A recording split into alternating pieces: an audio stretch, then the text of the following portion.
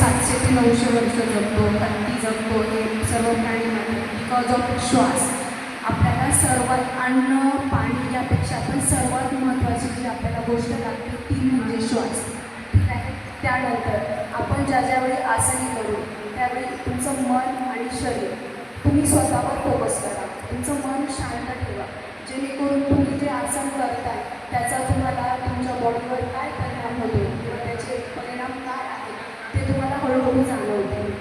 तिसरी गोष्ट म्हणजे जेव्हा तुम्ही आसन करता जर तुम्हाला बॉडी स्ट्रेच होत असेल तरच करा, बिकॉज तुम्ही सर्व माझ्यासाठी नवीन आहात. ठीक आहे. सो तुम्हाला जेवढं स्ट्रेचिंग करता येईल तेवढंच करा, एक्स्ट्रा स्ट्रेचिंग करायला जाऊ नका.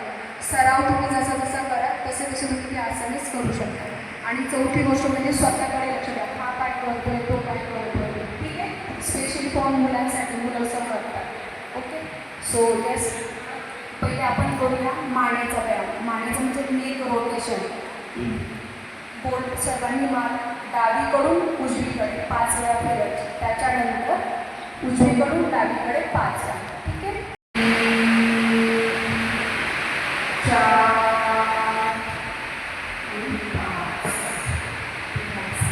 त्यानंतर थोडी मुले सर्व मोबाईल बघून बघून आपले बोट हात दुखतात, तर त्यासाठी 1 2 3 4 5 मूठ गोल गोल फिरवा. 1 2 3 4 5 अपोजिट.